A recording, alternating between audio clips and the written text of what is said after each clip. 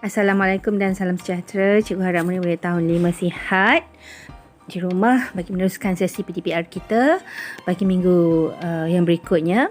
Jadi pada hari ini kita akan fokus kepada unit pendidikan kesihatan, unit 13, elakkan kemalangan. Kemalangan kecil sering saja berlaku dalam kehidupan harian kita jika kita tidak berhati-hati. Jadi jika kita lihat gambar di halaman tersebut, halaman 101, buku teks pendidikan kesihatan tahun 5, ada dua jenis kemalangan yang boleh berlaku, yang mungkin sentiasa berlaku di dalam kehidupan kita seharian. Yang pertama, sewaktu berjoging, boleh saja kita mengalami keadaan melecet, kaki yang melecet kerana kemungkinan beberapa faktor yang menyebabkan kemalangan tersebut berlaku.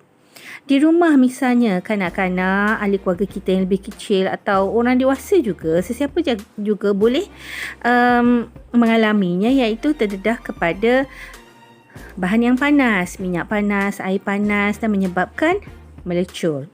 Jadi ini antara dua jenis kemalangan yang akan kita bincangkan pada hari ini berkaitan dengan topik elakkan kemalangan. Jom kita teruskan. Seterusnya di halaman 102, kita akan melihat dua jenis kemalangan tersebut, melecet dan melecur, secara terperinci, iaitu punca-punca kedua-dua kemalangan tersebut berlaku dalam kehidupan kita sehari-hari. Kita lihat terperinci berkaitan dengan akibat kecuaian di halaman 102. Apa yang dimaksudkan dengan melecet? Kita lihat situasi yang diberi. Pada hari Ahad yang lepas, Rizal telah pergi berjoging bersama-sama keluarganya. Selepas itu, kaki Rizal telah melecet. Apakah punca kaki Rizal melecet? Kalau lihat di situ dalam gambar tersebut ada gambar bagaimana keadaan kaki yang melecet dan apa pertanyaan yang dikemukakan oleh ayah Rizal tu atau orang dewasa yang terdapat yang berada di sebelah Rizal. Mungkin kamu memakai kasut yang ketat. Itu antara salah satu daripada punca terjadinya kemalangan kaki Rizal melecet. Okey, kita lihat apa punca sebenarnya. Antara punca melecet termasuklah geseran antara pakaian dengan kulit. Contohnya kasut dan pinggang kain atau seluar yang ketat.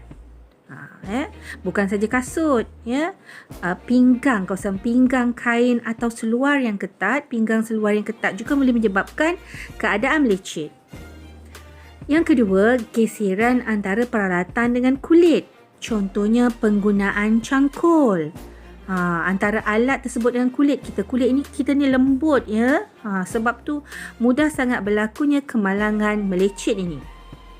Yang ketiga, punca yang ketiga, geseran antara kulit dengan kulit. Contohnya pada bahagian peha. Ini bagi yang mengalami obesiti, apabila mereka bergerak, mereka akan mengalami keadaan peha yang bergeser antara satu sama lain dan menyebabkan kulit menjadi melecet. Ini antara tiga punca bagaimana kemalangan melecet boleh berlaku dan sebagai kanak-kanak, kamu mestilah cuba menjaga supaya tidak berlaku keadaan ini. Dah tahu punca-puncanya, bagaimana melecet boleh berlaku. Jadi kurangkanlah dan boleh atasi untuk mengelakkan perkara ini daripada terus terjadi dan menyebabkan keadaan melecet pada anggota tubuh badan kamu.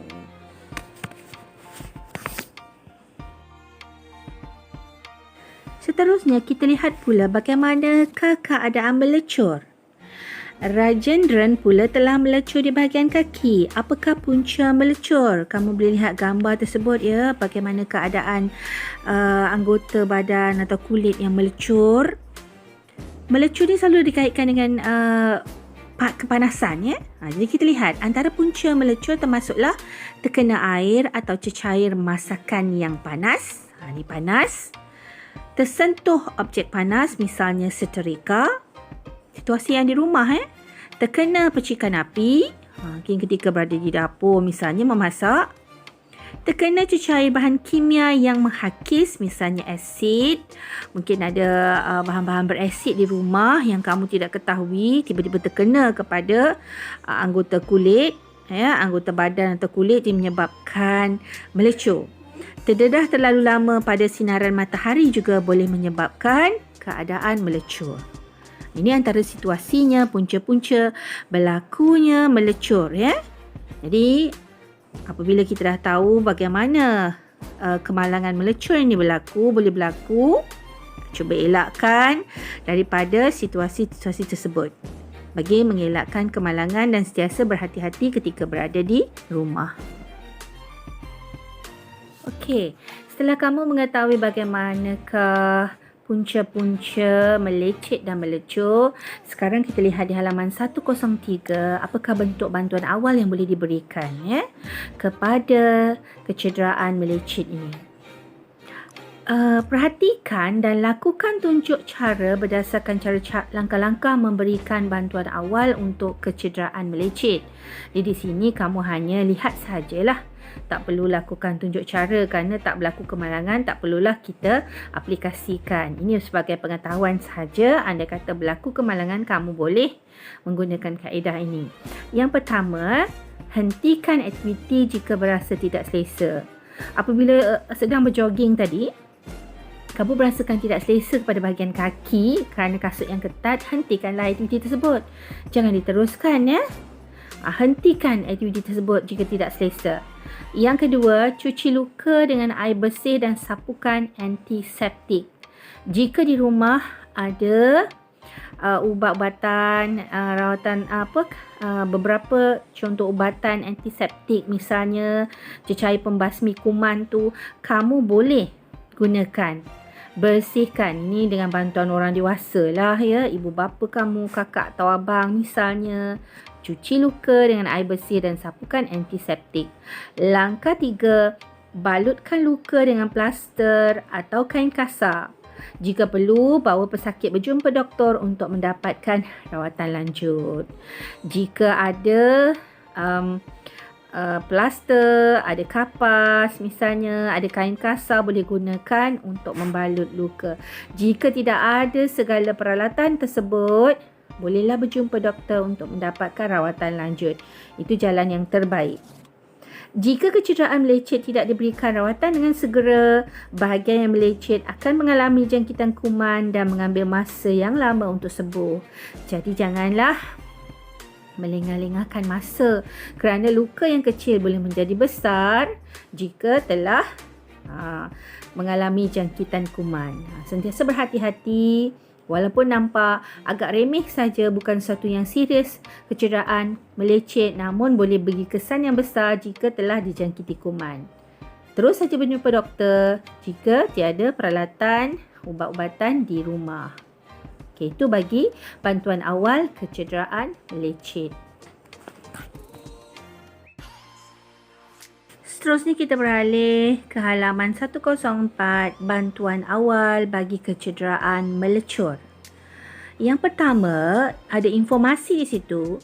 Jika kawasan yang melecur ditutupi pakaian, tanggalkan pakaian dengan berhati-hati. Ya, hati-hati tanggalkan pakaian tersebut bagi mengelakkan kawasan yang melecur tadi terjejas, ya, sakit. Okey, apa langkah yang pertama? Bantuan awal yang pertama, siramkan kawasan yang melecur dengan air paip selama 10 minit hingga 15 minit. Siramkan di bawah air paip yang mengalir 10 hingga 15 minit. Yang kedua, sapukan krim yang sesuai dan balutkan dengan kain kasar. Jika perlu, bawa mangsa berjumpa doktor untuk mendapatkan rawatan lanjut.